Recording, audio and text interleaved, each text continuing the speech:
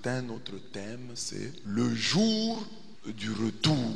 Dites à votre voisin, le jour du retour. Il est inspiré de la première et de la deuxième lecture. Première lecture, nous commençons aujourd'hui la méditation du livre de l'Apocalypse. Nous allons lire pendant longtemps ce livre. Comme je vous ai dit hier, on nous prépare déjà à l'avant. Et nous méditons déjà sur les fins dernières, sur le retour de Jésus. Déjà avec cette dernière semaine du temps ordinaire. Et nous allons commencer l'avant, 4 semaines durant lesquelles on va nous parler de Dieu, de Jésus, de la parousie. Jésus va revenir, Jésus vient bientôt. C'est vrai, c'est par rapport à Noël. Mais par-delà la fête de Noël, on nous prépare à la parousie, à la seconde venue de Jésus. Alors il faut, quand vous êtes catholique, avoir l'intelligence du temps liturgique. Comprendre pourquoi on met ça comme ça. Ah, la dernière fête de l'année, c'est Christ roi. Ah bon? Ça c'est très important.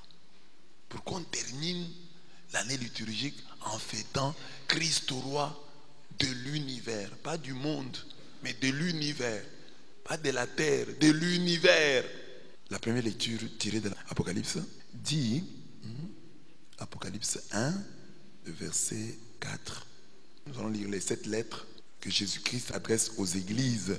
Ça c'est la lettre à l'église d'Éphèse. Et dans cette lettre, au verset 4, il dit, j'ai contre toi que ton premier amour, tu l'as abandonné. Donc maintenant, si Dieu dit ça, qu'est-ce qu'il veut? Il veut que l'église d'Éphèse retourne à son premier amour. Le jour du retour, que l'amour que l'église d'Éphèse avait pour Dieu, que cet amour-là soit restauré en elle. Écoutez d'abord ce qu'on dit. À l'ange de l'église qui est à Éphèse, écrit, ainsi parle celui qui tient les 7 étoiles dans sa main droite, qui marche au milieu des 7 chandeliers d'or. Je connais tes actions, ta peine, ta persévérance. Donc c'était une bonne église. Je sais que tu ne peux supporter les malfaisants. Tu as mis à l'épreuve ceux qui se disent apôtres et qui ne le sont pas. Tu as découvert qu'ils étaient menteurs. Tu ne manques pas de persévérance et tu as tant supporté pour mon nom sans ménager ta peine. Là, c'est le positif de l'église d'Éphèse. Une église qui agit, active. Une église qui persévère malgré la peine. Une église qui ne supporte pas les malfaisants. Une des qualités de l'église, comme je vous disais toujours, j'ai dit voilà, dans une église, on doit aimer la discipline. Quand vous êtes membre d'une église, vous devez aimer la discipline. Les malfaisants, tu ne les supportes pas. Il ne faut pas que quelqu'un se comporte mal et à l'église, on le soutient. Non, on doit sentir que parce qu'il s'est mal comporté, les membres de l'église le regardent autrement. Ils ne le regardent plus comme avant. Il n'y a pas de complaisance envers la malfaisance. Quand vous êtes malfaisant, on vous le montre. L'église doit vous le montrer. Et ça, le bien fondé de l'église, les malfaisants. Tu as mis à l'épreuve ceux qui se disent apôtres et qui ne le sont pas.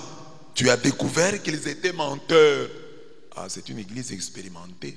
Il y a des gens qui sont présentés à Éphèse. Je suis apôtre, je suis apôtre, je suis tel. Mais l'église d'Éphèse a découvert que ces gens étaient faux, qu'ils étaient des menteurs. Alors on dit, tu ne manques pas de persévérance, église d'Éphèse, tu persévères. Et tu as beaucoup supporté pour mon nom, sans ménager ta peine. Il revient sur ça, donc c'est une église qui a souffert. Mais il dit, j'ai contre toi, l'unique chose que je te reproche, c'est le fait que tu aies perdu ton amour d'autrefois. Donc autrefois, église d'Éphèse, tu m'aimais beaucoup. Mais maintenant, tu ne m'aimes plus comme autrefois. Ton amour a diminué. Ton amour a été détruit. Ta ferveur a été détruite. Alors c'est ça qui me fait mal. Tu n'es plus la même. Persévérance, oui. Activité, oui. Force dans l'épreuve, oui. Tu as tout ça. Mais ton erreur, c'est avoir perdu ton amour d'antan. Alors dit, eh bien, rappelle-toi d'où tu es tombé, convertis-toi, reviens à tes premières actions. Sinon, là, il donne des conseils. Il donne le conseil, il dit, rappelle-toi d'où tu es tombé. Tu étais à un niveau élevé. Tu ne menais pas cette vie basse qui te caractérise aujourd'hui. Toi, tu étais dans les hauteurs, église d'Éphèse. Rappelle-toi d'où tu es tombé. Convertis-toi. Reviens à tes premières actions. Alors maintenant, l'appel à la conversion est assorti d'une menace. Et quelle est la menace? Sinon, je vais venir à toi et je délogerai ton chandelier de sa place si tu ne t'es pas converti. Ah bon? Donc, le chandelier de l'église d'Éphèse était devant tous les autres chandeliers. C'était une église qui avait une place au soleil, une place de choix dans le cœur de Dieu. Et Dieu dit, je vais enlever ton chandelier de l'endroit où il s'est trouvé, je vais le placer ailleurs. Donc tu ne seras plus la première. Tu vas te retrouver à une position qui n'était pas, parce que toi-même tu es tombé déjà. Comment je vais garder ta position alors que toi-même tu es tombé de ton piédestal? C'est une interpellation pour nous qui sommes catholiques.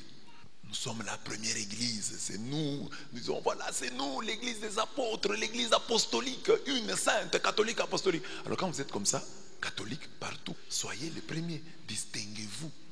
Que cette place qui est la première, que Dieu ne change pas de place à notre chandelier. Que notre chandelier garde sa place. Et le chandelier garde sa place. Si nous-mêmes nous nous maintenons dans les hauteurs, si nous-mêmes nous sommes toujours à la hauteur de l'honneur que Dieu nous fait, si nous-mêmes nous nous battons pour être l'église qui aime le plus Dieu, c'est ce que je vous disais hier, nous ne serons pas une grande église, nous ne serons pas une grande paroisse si nous sommes là et que nos motivations sont autres.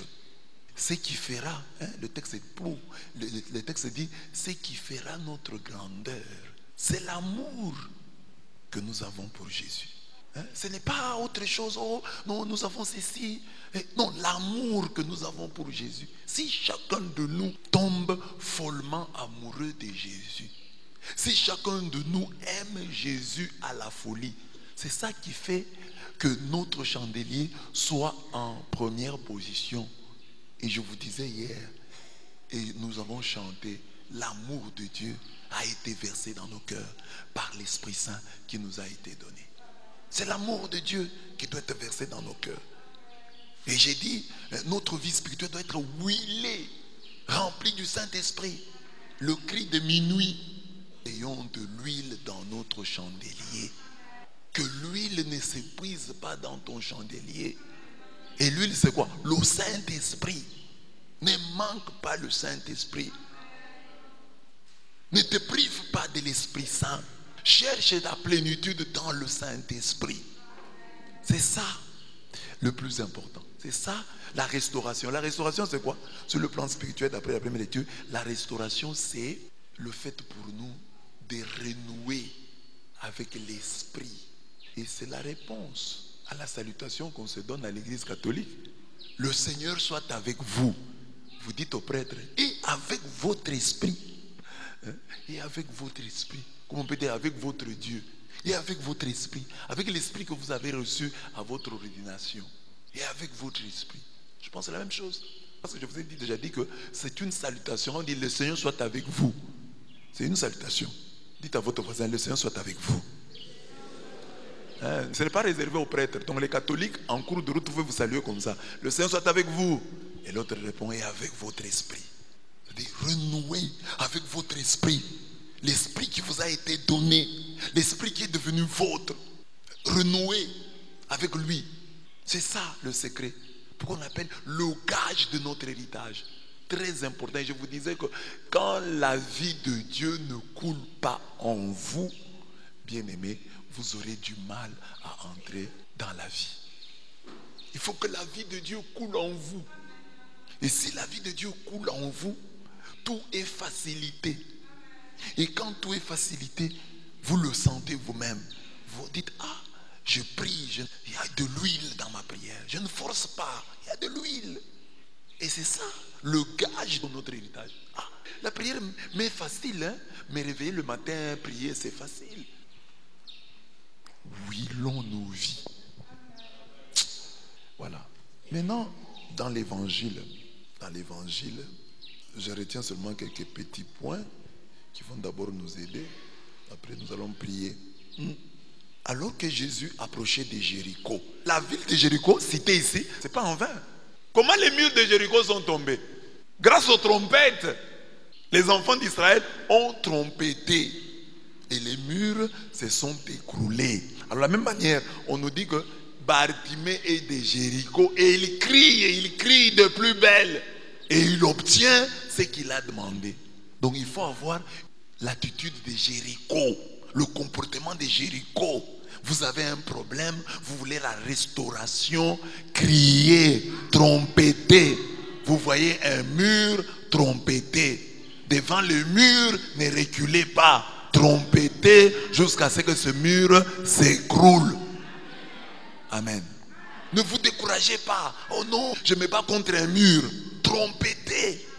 Fils de David, aie pitié de moi. Les gens le rabrouaient. Tais-toi, ferme ta bouche, c'est quoi ça? Est-ce que lui est fils de David? Fils de David, aie pitié de moi. Et finalement, le fils de David l'a guéri. Parce qu'il a crié, il a persévéré. Il était comme l'église d'Éphèse. Il a persévéré. Et en persévérant, il a obtenu gain de cause. Nous aussi, devant les murs qui se dressent devant nous, murs de la pauvreté, de la détresse, de la maladie, de l'échec, crions. Nous n'avons pas de choix. Nous n'avons pas de choix. Nous devons crier. Ne te lasse pas. J'ai beaucoup prié, je n'ai rien obtenu. Non. La preuve que tu as beaucoup prié, c'est l'exaucement. C'est quand tu es exaucé, tu obtiens ce que tu demandais, que tu peux dire, j'ai beaucoup prié. Mais tant que tu n'as pas encore été exaucé, c'est que tu n'as pas beaucoup prié. Et pour nous, beaucoup prier, c'est bien prier. Il ne s'agit pas de la quantité, il s'agit plutôt de la qualité. Amen. Ça, c'est à Jéricho. Alors, on dit, il était assis au bord de la route. Au début du texte, il est au bord de la route. À la fin du texte, il est sur la route. Ça, la restauration. Nous qui sommes au bord de ceci et de cela, Dieu doit nous remettre sur les rails. Dieu doit nous remettre sur le chemin. On dit il était au bord du chemin, mais après il suivait Jésus sur le chemin. Dieu a changé les choses. Lui qui était au bord de la route a commencé à le suivre sur la route. C'était un aveugle. Mais écoutez ce que la Bible dit. Entendant la foule passer devant lui, il s'informa de ce qu'il y avait. Il entend la foule. Il est aveugle, oui, il ne voit pas, mais il peut au moins entendre. Chaque fois que je vous prêche sur ce texte, je vous dis, utilisez ce qui vous reste, la force qui vous reste pour obtenir votre restauration. Vous êtes aveugle, mais vous n'êtes pas sourd. Vous êtes aveugle, mais vous n'êtes pas muet. Bartimée ne voyait pas, mais il a entendu. Qu'est-ce qui vous reste, vous, qui va vous aider à sortir de votre situation? C'est comme Samson. On a crevé ses yeux. On a coupé ses cheveux. Mais dans l'entretemps, les cheveux repoussaient. Mais on les a quand même coupés. Cet homme-là, il a utilisé la force qui lui restait. C'est avec la force qui lui restait qu'il s'est vengé des Philistins. Avec la force que tu restes.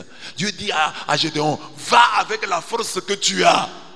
Mais à toi et à moi ce matin, Dieu dit, va avec la force qui te reste. Avec la force qui te reste. Avec ce que tu as. Avec le petit capital que tu as. Ne sous-estime pas le petit montant qui te reste. Ne sous-estime pas le petit rien qui te reste. Ce petit rien est là pour ta victoire. Ce petit rien est là pour ta restauration. Ah, il ne me reste que ça. Élève ce petit rien. Je dis, Seigneur, ces $100 qui me restent, voilà les oreilles de Bartimée. Voilà la bouche de Bartimée. Je n'ai plus Dieu parce que je n'ai plus les $2000, les $15 000 que j'avais. J'ai seulement ces $100. C'est ça, les oreilles et la bouche de Bartimée.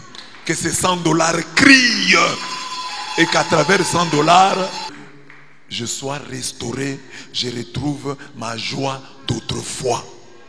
Amen. Il entend et il s'informe. Il dit, il entend les bruits. Il dit, non, ça c'est un bruit. Mais ça c'est pas un bruit ordinaire. Ça c'est un bruit qui sort de l'ordinaire. Mais frère, qu'est-ce qui se passe? L'information. Je vous ai déjà dit que pour sortir de la pauvreté, ce que vous avez d'abord, Jésus dit, il est venu annoncer la bonne nouvelle aux pauvres. Ce dont le pauvre a d'abord besoin, c'est l'information. Et l'information, qu'est-ce qui se vend en Bujimaï? Qu'est-ce qui peut se vendre en Bujimaï? Informe-toi. Combien coûte une maison en Bujimaï? Dieu bénis-moi. Mais je veux une maison. Mon fils, ça coûte combien? Je ne sais pas. Mais comment je vais te bénir? Tu ne connais même pas le prix d'une maison. Combien coûte une Land Cruiser? Combien coûte une Jeep? Combien coûte une voiture? Tu dois savoir. Aïe, l'information. Qu'est-ce qu'on peut vendre ici? Qu'est-ce qui se vend au mois de décembre? Qu'est-ce qui se vend le mieux au mois de novembre? Information. Bartimée s'informe. Mes chers amis, c'est quoi? On lui a appris que c'était Jésus de Nazareth qui passait. Amen. Jésus, tu n'as pas besoin de le connaître à fond pour qu'il te bénisse. Même si tu as des bribes d'informations sur lui, le peu d'informations que tu as sur lui là suffit pour ta victoire. Tu n'as pas besoin de maîtriser la christologie pour être béni. Le peu d'informations que tu as sur Jésus suffit pour te guérir. Qu'est-ce qu'on lui dit? Jésus de Nazareth passe. C'est ce qu'on lui a dit. Alors on attend qu'il dise Jésus de Nazareth. Non, il ne dit pas Jésus de Nazareth. Il devait dire Jésus de Nazareth et pitié de moi. Non, lui ne dit pas ça. On lui a dit que c'est Jésus de Nazareth. Mais il dit fils de David. Mais où est-ce qu'il a eu ça? On te dit Jésus de Nazareth, mais toi tu dis fils de David. Amen. C'est pourquoi peut-être il le rabrouait. Nous t'avons dit que c'est Jésus de Nazareth. Toi tu commences à l'appeler fils de David. La révélation. J'ai dit qu'il y a des prières dans nos vies qui ne sont pas exaucées parce que nous invoquons Dieu de la pire des manières. Il y a un truc. Il doit y avoir un truc pour ta bénédiction. Je ne sais pas s'il avait dit Jésus de Nazareth, c'est que ça serait passé, je ne sais pas. Mais moi je sais seulement que on lui a dit Jésus de Nazareth, mais il n'a pas répété ce qu'on lui a dit. Il a dit fils de David, aie pitié de moi. Jésus de Nazareth, c'est une appellation juste géographique. C'est de la géographie. Jésus de Nazareth, géographie. Jésus de Nazareth, géographie.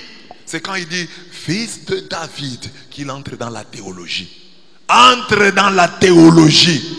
Ne reste pas dans l'histoire, dans la géographie. Entre dans la théologie. Entre dans la prière. Il dit fils de David, aie pitié de moi. Ah, quand il dit fils de David, il se souvient de Méphibosheth. Un enfant qui était aussi né, bien, il était en bonne santé, mais il a connu un accident, il est devenu estropié, et il s'est souvenu que David a eu pitié de lui. David a eu pitié, il a dit, est-ce qu'il n'y a pas un descendant de Saül ici pour que je lui fasse du bien? On lui a dit non, il y a Méphibosheth, le fils de Jonathan, ton ami, mais il est au village, à Lodébar. Il est à Lodébar. Il dit, allez le chercher, il mangera à la table du roi. Et Méphibosheth a commencé à manger à la table du roi. On l'a mené, estropié qu'il était, on le déposait à la table du roi et il mangeait. Qui lui a fait du bien? David. Et entré dans l'histoire, c'est qu'il avait vu sa situation. Moi je voyais, mais il avait lu certainement dans la Bible où on lui avait raconté l'histoire de quelqu'un qui avait été restauré. C'était un fils de roi. C'était le petit-fils de Saül, le petit-fils du roi. Mais il s'est retrouvé dans un village. Et on lui a dit, ce petit-fils du roi là, handicapé, il n'était pas né ainsi. David l'a restauré. Je suis sûr que c'est pour ça qu'il dit, fils de David, aie pitié de moi, comme ton père David a eu pitié de Méphibosheth. Il l'a restauré, restaure-moi aussi. Je ne suis pas né aveugle. Je ne suis pas né aveugle. Je n'ai pas toujours vécu ainsi. Ça, c'est une situation qui est venue par la suite. Ce n'est pas ma vie, ça. Ce n'est pas ma vie. Je ne suis pas né comme ça. Restaure-moi comme Méphibosheth a été restauré. C'est fort. Parce qu'il savait que le fils de David n'allait pas seulement soulager sa souffrance, mais qu'il allait y mettre fin. Parce que David soulage la souffrance de Méphibosheth. Méphibosheth se met à table, mais toujours estropié. Mais le fils de David fait plus que David. Il ne soulage pas, il met fin à la souffrance. Jésus demande, quand lui crie et que les gens le rabrouent, ferme ta bouche, rabat ton clapet, ferme ta bouche. Qu'est-ce que tu dis ici? Lui persévère. Et Jésus lui demande. Jésus savait ce qu'il demandait. Mais Jésus veut voir. C'est pour dire, ah, pourquoi nous devons prier? Parce que Dieu connaît tout ce qu'il y a en nous. Jésus savait, mais Jésus lui dit, que veux-tu que je fasse pour toi? Alors quand on te pose cette question, parfois quand tu es voleur, tu ne sauras pas quoi demander. Tu vas commencer à demander 1000 choses à la fois. Je vais avoir une parcelle. Parce qu'il pouvait dire ça. Que j'ai ma parcelle. Lui a dit, je vais demander qu'on me guérisse de mon plus grand handicap. C'est lequel? Ma cécité. Que je retrouve la vue. C'est-à-dire, je voyais. Il y a des chrétiens qui n'ont pas cette précision dans la prière. Hein. Toi qui as eu l'argent, quand tu demandes, pas demander à Dieu de te donner l'argent. Dieu, redonne-moi l'argent. Parce que j'en avais. Dans le là, il y a la reconnaissance de ce que Dieu a déjà fait pour toi. Redonne-moi la joie. Redonne-moi la paix. Redonne-moi. Parce que tu m'avais déjà donné. J'ai perdu par ma faute ou par la faute des autres, mais redonne-moi, restaure-moi. Il dit, que je retrouve la vue. Seigneur, que je retrouve la vue. C'est-à-dire, quand je disais, aie pitié de moi, c'est ça que j'avais dans le cœur. Aie pitié de moi, ça signifie quoi? Que je retrouve la vue. C'est-à-dire, il faut faire l'inventaire de tout ce que Dieu t'a donné. Oh non, j'avais l'argent, je n'en ai plus. Bon. Pourquoi tu n'en as plus? Je l'ai perdu. Pourquoi? Ça c'est important. Parce que quand il dit que je retrouve, il doit avoir médité sur ce qu'il était. Pourquoi je suis ce que je suis aujourd'hui? J'ai perdu quelque chose de précieux que j'avais. Le jour du retour, ce qui était parti va rentrer. La santé qui était partie va rentrer. Et vous voyez, il y a beaucoup de gens qui demandent seulement à Jésus le soulagement. Jésus c'est le fils de David, mais il est plus grand que David. Jésus, soulage-moi. Que Dieu te guérisse. Que Dieu te guérisse de ta cécité. Parce qu'il y a des gens qui continuent à porter des verres. Et maintenant c'est devenu comme leur style. Demande à Dieu de restaurer ta vue. Et les jeunes gens là, vous qui ne portez pas les lunettes, ne demandez pas à Dieu de vous donner des lunettes. Que Dieu garde vos yeux. Amen. Que Dieu garde vos yeux. Oh Seigneur, je voudrais avoir des lunettes. Ça me donne un peu l'air savant. Les gens me respectent pour ça. Non, que Dieu protège tes yeux. Et s'ils sont malades, que Dieu les restaure. La même chose pour autre chose. Ceux qui ont des boutons sur le corps, ceux qui ont des cicatrices. Tu es une fille et tu as des cicatrices aux jambes. Le fiancé qui viendra t'épouser peut estimer que tu étais une voleuse. Dieu restaure. Amen. Que je retrouve la vue. Et que dit Jésus? Retrouve ta vue. Ta foi t'a sauvé. Comme je vous le dis toujours, il ne doit pas dire ta prière. Ta foi. C'est la foi qui doit nous pousser à la prière. Et c'est la foi qui nous sauve. La prière ne peut pas sauver. Parce que la prière, il y a beaucoup de choses. Quelqu'un peut crier, il n'a pas de foi. Dieu veut que tu aies confiance en lui. La foi, ça dit, Dieu veut que tu t'appuies sur lui. Mais crier, tu peux crier alors que tu n'as pas la foi. Chaque fois que nous voyons un danger, hey, mon Dieu, hein, mon Dieu, c'est pas toujours la foi, hein, c'est la peur. Amen. Ta foi t'a sauvé. Que Dieu te dise aussi ce matin que ta foi t'a sauvé. Et qu'est-ce qu'on dit? À l'instant même, il retrouva la vue et il suivait Jésus en rendant gloire à Dieu. Il suivait Jésus en rendant gloire à Dieu. Il y a deux manières de suivre Jésus. Il le suivait en rendant gloire à Dieu. Ce matin, le jour du retour, Dieu veut que tu suives Jésus en rendant gloire. Pas tu suis Jésus en pleurant. Pas tu suis Jésus en pleurnichant. Suis-le en rendant gloire à Dieu. Je veux te suivre en rendant gloire à Dieu. Et qu'est-ce qui arrive?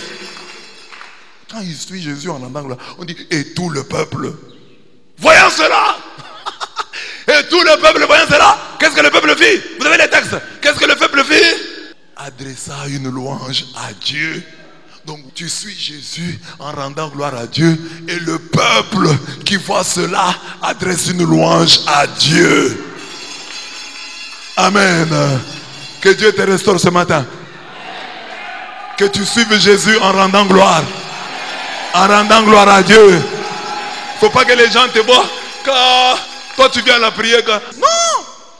Le peuple voyant cela adressa une louange à Dieu. Lui-même il suivait Dieu avec la bénédiction en ses mains. Il suivait Dieu avec la grâce en ses mains. Il suivait Dieu avec la guérison en ses mains. Il suivait Dieu restauré. Il suivait Dieu dans la joie. Et les gens qui le regardaient adressèrent une louange à Dieu. Il ne faut pas que tu sois un chrétien. Tu es un chrétien, tu fais pitié. Ne fais pas pitié. Ne sois pas un chrétien qui fait pitié. Est-ce que quelqu'un est avec moi? Est-ce que quelqu'un est avec moi? Est-ce que quelqu'un est d'accord avec moi? Est-ce que quelqu'un est content? Que le miracle de Bartimée soit ton miracle ce matin. Mets-toi debout, on va prier. Lève les mains. Dieu, tu ne mens pas. Dis-lui qu'il ne ment pas. Il n'est pas un homme pour mentir et un fils d'Adam pour se repentir. Il ne ment pas. Il ne ment jamais. Tu l'as fait pour Bartimée. Ta puissance ne saurait être sous-estimée. Je viens auprès de toi. Je vais te suivre en rendant gloire à Dieu. Et je veux que tout le peuple voyant cela t'adresse une louange. Fils de David. Fils de David. Fils de David. Fils de David. Amen. On te dit qu'il est Jésus de Nazareth. Mais toi tu dis non, non, je ne vais pas l'appeler Jésus de Nazareth. Jésus de Nazareth, je suis dans la géographie. Il faut que j'entre en profondeur. Il faut que j'entre dans la théologie. Je suis le fils du roi. Nous sommes pendant la semaine qui nous prépare à la fête du Christ, roi des rois. Tu es un roi. Dieu t'a créé à son image. Dieu t'a créé à sa ressemblance. Le sang bleu est en toi. Le sang royal est en toi. Alors, tu ne mérites pas cette vie. Dis à Jésus que cette vie n'est pas ta vie. Fils de David, aie pitié de moi. Fils de David, aie pitié de moi. Fils de David, restaure-moi. Je suis né roi, créé à ton image, créé à ta ressemblance. Fils de David, ramasse-moi à l'Odébar comme Mephibosheth. Mets-moi à table avec les notables. Je vais être à table avec les notables. Fils de David, je suis né pour vaincre. Je suis né pour régner. Fils de David, aie pitié de moi. Fils de David, je suis un fils de roi. Fils de David, restaure-moi. Fils de David, restaure-moi. Fils de David, sors-moi du village. Sors-moi de la misère. Fils de David, je veux manger avec les notables à ta table. Fils de David, honore ton image à moi. Tu m'as créé à ton image. Fils de David, restaure-moi, restaure-moi, restaure-moi, restaure-moi.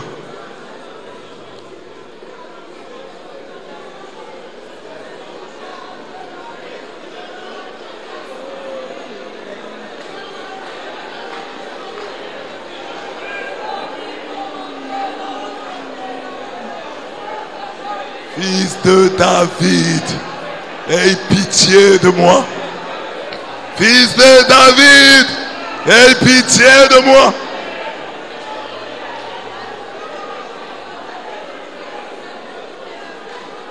Amen.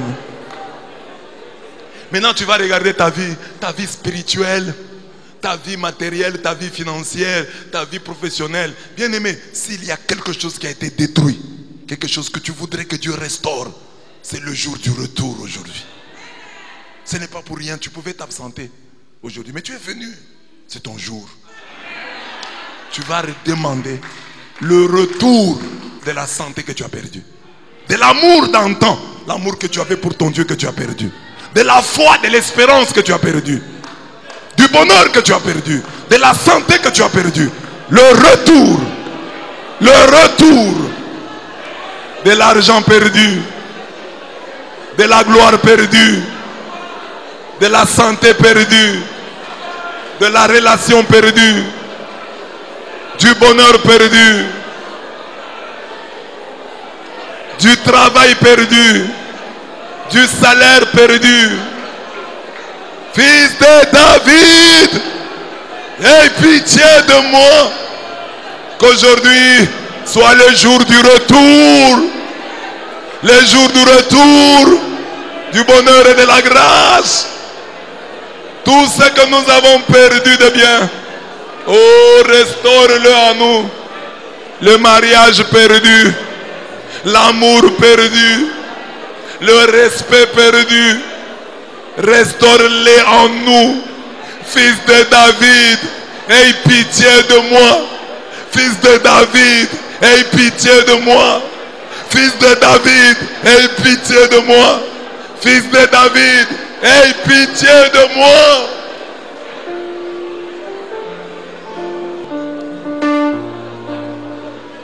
Écoute, le dernier verset 43. À l'instant même, pas quand tu vas sortir, maintenant. À l'instant même, il retrouva la vue. Et il suivait Jésus en rendant gloire à Dieu. Et tout le peuple, voyant cela, adressa une louange à Dieu. Que tu suives Dieu dans la joie. Que personne n'ait pitié de toi. C'est pourquoi il a dit, fils de David, aie pitié de moi. Tu es le seul qui puisse avoir pitié de moi. Fils de David, aie pitié de moi. Je vais te suivre dans la joie. Je vais te suivre dans la joie.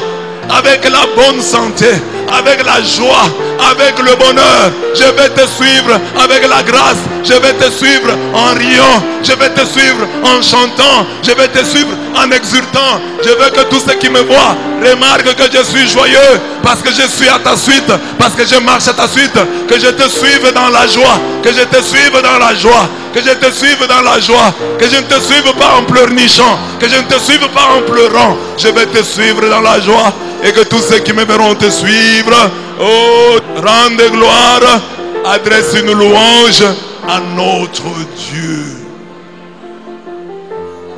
Amen.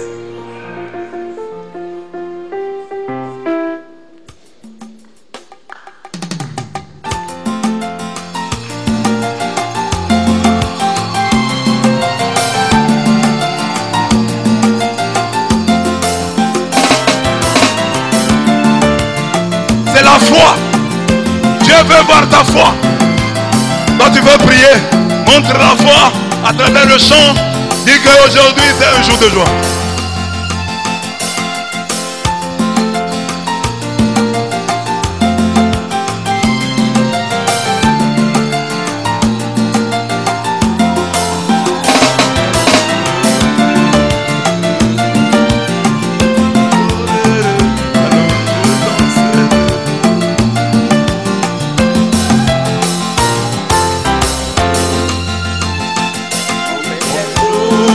Joie, quand on m'a dit que Dieu m'aimait, oh mais quel jour de joie, quand il est venu me sauver, alors je danserai, je l'adorerai, alors je danserai,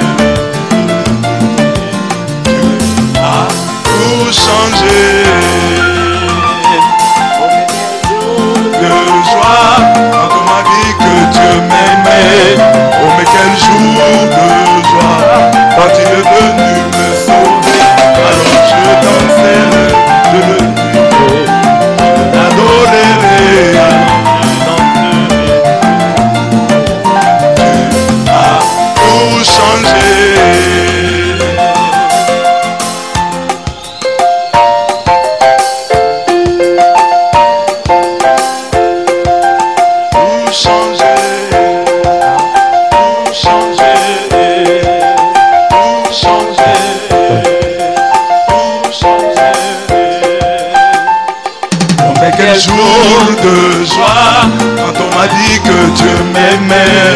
Oh mais quel jour de joie quand tu es venu me sauver. Alors j'ai dansé, je l'adorerai.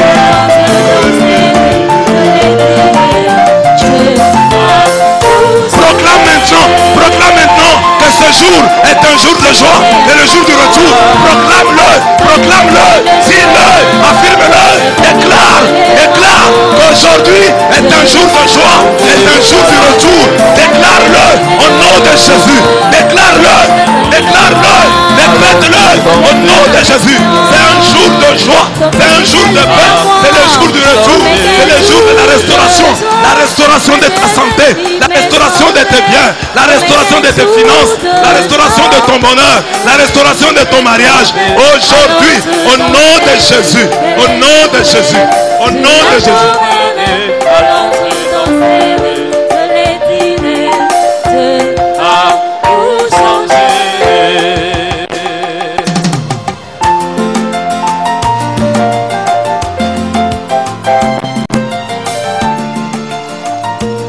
Exauce les supplications de ton église en prière et accorde-lui tout ce qu'elle te demande d'un cœur plein de foi par Jésus le Christ notre Seigneur. Amen.